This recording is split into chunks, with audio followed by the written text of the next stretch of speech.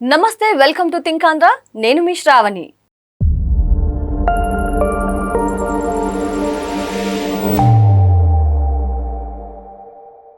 ప్రస్తుతం మనతో పాటు ఉన్నారు మాణిక్ గారు. మాణిక్ గారు నమస్తే అండి. నమస్తే అండి. మాణిక్ గారు, ఈ మధ్య వైఎస్ఆర్సీపీలో రోజా, అంబటి, కొడాలి నాని, పేర్ని నాని లాంటి ఒక 5 బ్రాండ్స్ అంటారు కదా, వీళ్ళు కాకుండా శ్యామలా గారు ఎక్కడ చూసినా సరే శ్యామలా గారే కనిపిస్తున్నారు. అంటే ఏ ఇన్సిడెంట్స్ జరిగినా సరే వైఎస్ఆర్సీపీని రిప్రజెంట్ చేస్తూ ఆమె మాట్లాడుతున్నారు. ఎక్కడైనా సరే కొవ్వొత్తులు ర్యాలీ అంటున్నారు, లేకపోతే బస్ తగలబడిపోయింది ఆ విషయంలో కూడా మాట్లాడేశారు. ఇలా ఎందుకు వైఎస్ఆర్సీపీ పార్టీ శ్యామలాని అంతా ఎంకరేజ్ చేస్తుంది అనుకోవచ్చు మనం? ఫస్ట్ ఒక గ్లామర్ కావాలి వాళ్ళకి. ఫస్ట్ ఈ అమ్మాయి శ్యామల దొరికింది వాళ్ళకి. శ్యామల ఏంటంటే సినీ గ్లామరు, యాంకరు. మరి ఎందుకు ఈవిడ చేసే యాక్టివిటీస్ ప్రజెంట్ బాగా ట్రెండ్ అవుతా ఉన్నాయి. అంటే కూకట్పల్లిలో ధర్నా చేయడం కావచ్చు, ఆ పిన్నెల్లి సోదరులకి అండగా నిలబడుతూ జరిగిన ఇన్సిడెంట్ మాచర్ల, కానీ కూకట్పల్లిలో ఆవిడ ధర్నా చేస్తుంది. జగన్మోహన్ రెడ్డి గారేమో విజిట్ చేస్తూ ఉంటాడు. ఆయన కర్ణాటకలో ఉంటాడు, యలహంక ప్యాలెస్ లో. ఇక్కడ ఈవిడికి మామూలుగా 1 లక్ష నుంచి 1.5 లక్ష అధికార ప్రతినిధి గారండి పేమెంట్ ఇస్తారనమాట. సో ఆవిడకి ఏంటంటే బాగుంది. అయితే పాత వాళ్ళందరూ పక్కన ఉండిపోయారు, ఈవిడ మాత్రం ఇప్పుడు బాగా రైజింగ్ లో ఉందన్నమాట. అంటే బాగా తను కూడా రాజకీయాలు కొత్త కదా, ఆహా ఇదేదో బాగుంది, పేరుకి పేరు వస్తుంది, రోజు నేను వీడియోలో కనిపిస్తా ఉన్నా, టీవీలో చూస్తా ఉన్నారు అని చాలా హ్యాపీగా ఉంది ప్రస్తుతానికి. కానీ ఆవిడ వెనక జరిగేటువంటి ఆవిడ లైఫ్కి ఎంత డ్యామేజ్ అవుద్దో అర్థం కావట్లేదు. ఒక మాటలో చెప్పాలంటే ఒక విషనాగుకి బలయ్యేటువంటి వ్యక్తులు చాలా మంది ఉన్నారు. ఇప్పుడు త్వరలో బలవబోయేటువంటి వ్యక్తి ఎవరయ్యా అంటే శ్యామల గారు ఈ కాటుకి సిద్ధంగా ఉన్నారు. ఏంటి మాణిక్ గారు ఇలా అంటున్నారు? ఇలా అంటే జగన్మోహన్ రెడ్డి గారిని వాళ్ళ చెల్లెలు షర్మిల గారు విషనాగుతో పోల్చారు. సొంత చెల్లెలే. అంటే ఆ కాటుకు నేను కూడా బలైపోయాను, చాలా మంది బలైపోయారు, నెక్స్ట్ శ్యామల కూడా బలవుతుందని చాలా మంది అనుకుంటున్నారు. అట్లా రాజకీయంగా అరే నేను ఎందుకు రాజకీయాల్లోకి వచ్చాను, జగన్ అన్న మాట ఎందుకు విన్నాను, నా వెనకాల ఎంత గోతులు తవ్వాడా అని చెప్పి తను సఫర్ అయింది. అసలు ఫస్ట్ శ్యామల గారు రావడానికి కారణం ఏంటంటే అండి, ఫస్ట్ ఆవిడ పాపం సినిమాల్లో, యాంకరింగ్లో, ఈవెంట్స్లో తన లైఫ్ తను ఒక ఆర్టిస్ట్గా కొనసాగిస్తున్నప్పుడు ఆవిడ్ని ఫస్ట్ లాగింది జగన్మోహన్ రెడ్డి గారికి. కులం అంటే ఒక జాడ్యం అనమాట. వాళ్ళ హస్బెండ్ రెడ్డి సామాజిక వర్గం, నరసింహారెడ్డి. అమ్మా శ్యామలమ్మ మీ ఆయన మా రెడ్డి మావోడే, సో నువ్వు కూడా మా వైఎస్ఆర్సీపీ ఆడబిడ్డవమ్మా అని చెప్పేసి చిన్నగా దువ్వాడు. ఆ జగన్ లాంటి వ్యక్తి, వైఎస్ఆర్ గారి కుమారుడు, ఒక పార్టీ అధినేత, ముఖ్యమంత్రిగా చేసి ఉన్నాడు, ఆయనే ఇంతగా నన్ను అప్రిషియేట్ చేస్తున్నాడంటే జీ హూజూర్ అనకపోతే ఏం బాగుంటుంది అని చెప్పి జగన్మోహన్ రెడ్డి గారికి జీ హూజూర్ అంది. ఇప్పుడు ఈవెన్ తీసుకునే స్ట్రాటజీలో భాగం ఏంటంటే గతంలో మనం చూసాం కొడాలి నాని, వల్లభనేని వంశీ, రోజా, అంబటి రాంబాబు, జోగి రమేష్, వీళ్ళందరూ ఎంత దారుణంగా రెచ్చిపోయాలో మనం చూసాం. ఇప్పుడు వాళ్ళందరూ కూడా డేంజర్ జోన్లో ఉన్నారు, ప్రమాదంలో ఇరుక్కుపోయారు. నంబర్ 1 కొడాలి నాని తీసుకుంటే కనుక అసలు చంద్రబాబు నాయుడు గారి మీద చాలా ఎంత నీచంగా రెచ్చిపోయాడో మనకు తెలుసు.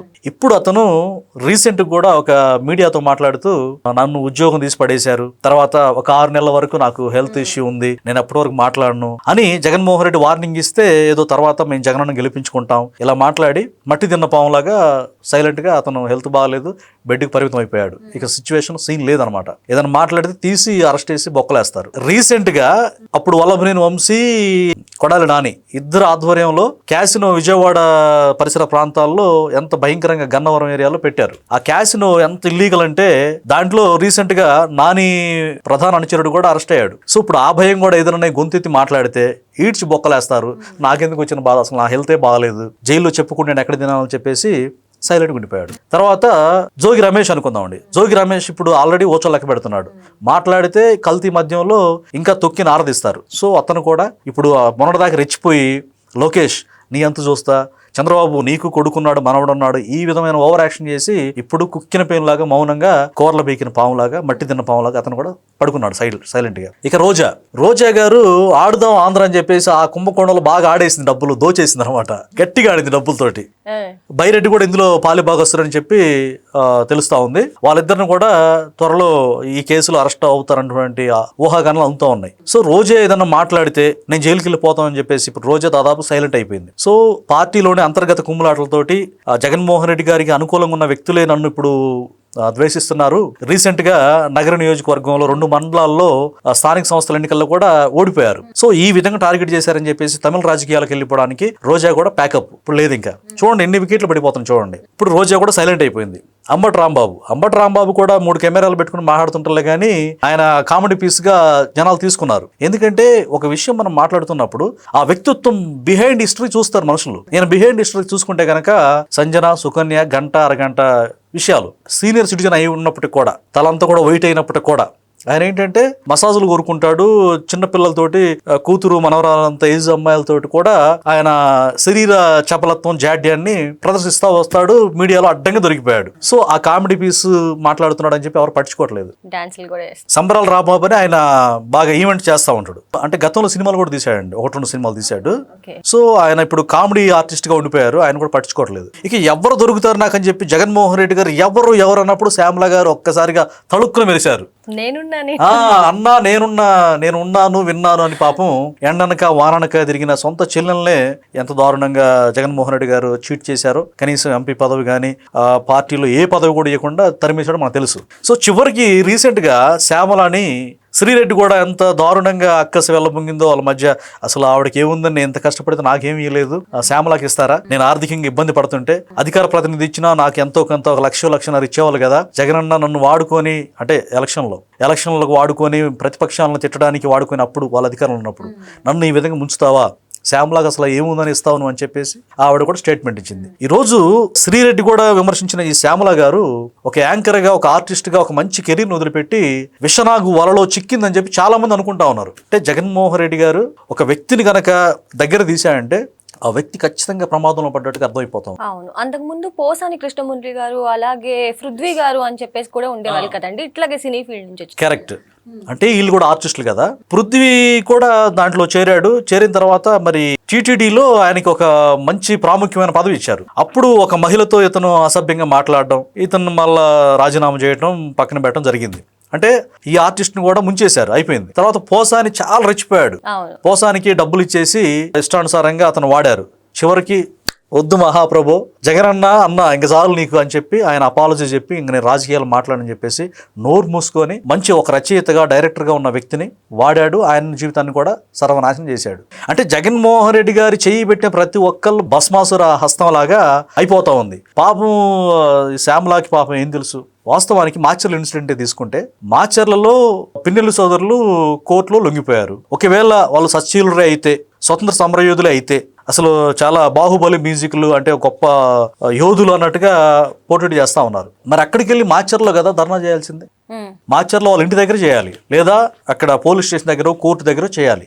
అక్కడ కాకుండా పేమెంట్ ఇచ్చారని చెప్పేసి హైదరాబాద్ లో కూకట్పల్లిలో చేస్తారు, వేరే రాష్ట్రంలో చేస్తే మరి అది ఎంతవరకు కరెక్ట్? బస్ ఇన్సిడెంట్ కి సంబంధించి కూడా ఆమె నాకేం తెలీదు, స్క్రిప్ట్ ఇస్తే చదివాను అన్నట్టు కూడా చెప్పినట్టు కొన్ని న్యూస్లు వచ్చాయి కదా అండి అప్పట్లో. ఇప్పుడు గతంలో వాస్తవాలు ఏం తెలియదు, స్క్రిప్ట్ ఇస్తారు. అక్కడ సజ్జల రామకృష్ణారెడ్డి ఆధ్వర్యంలో స్క్రిప్ట్ ప్రింట్అవుట్ వస్తుంది, A4 పేపర్ లో ప్రింట్ ఇస్తారు, బుల్లెట్ లైన్ లాగా. ఇదిగో ఇవి మాత్రమే మాట్లాడాలి. జగన్మోహన్ రెడ్డి గారు కూడా అదే మాట్లాడేది, ఆయనకు తెలియదు. జగన్మోహన్ రెడ్డి గారు వితౌట్ స్క్రిప్ట్ మాట్లాడలేడు. ఎందుకంటే ఆ స్క్రిప్ట్ కి వాళ్ళు బాగా అందరిని కూడా ట్యూన్ చేశారు. ఆయన సీనియర్ జర్నలిస్ట్ కదా, ఆయన స్క్రిప్ట్ సజ్జల దగ్గర నుంచి వస్తుంది స్క్రిప్ట్. సో ఈ బస్ ఇన్సిడెంట్ లో కూడా అసలు అది ఎలా జరిగింది, ఏం జరిగింది, దాని వెనకాల ఎవరున్నారు, న్యాచురల్ జరిగిందా లేకపోతే కుట్రపూర్వం జరిగింది, ఎన్నేం తెలియకుండా శ్యామల టీడీపీ మీద గుడ్డ కాల్చి మీదేశారంటారే, ఆ రకంగా అసందర్భ ప్రేలాపనలో కూటమి ప్రభుత్వం మీద విషయం ఎక్కి వ్యాఖ్యలు చేసినప్పుడు పోలీసులు దానికి ప్రూఫ్ చూపించని క్వశ్చన్ చేసినప్పుడు, అయ్య బాబాయ్ నాకు తెలియదు, వాళ్ళు ఏదో చెప్పమన్నారు, చెప్పానయ్యా, నాకు తప్పని క్షమించండి అయ్యా అన్నట్టుగా మాట్లాడింది. అంటే బేస్లెస్ వాస్తవాలు సత్య దూరంగా మాట్లాడుతూ ఈ విధంగా బలిపశు అవడానికి పాపం శ్యామల గారు, అమ్మా శ్యామల ఇది కరెక్ట్ కాదని చాలా మంది చెప్తా ఉన్నారు. ఈ శ్యామల గారు ఏంటంటే కొత్తగా వచ్చింది, అందులో వాళ్ళ హస్బెండ్ నా సామాజిక వర్గమేని ఆవిడని ఏదో పాపం ఉబ్బిచ్చారనమాట, మంచి గొప్పగా ఆవిడని బెలూన్ లాగా గాలి కొట్టారు.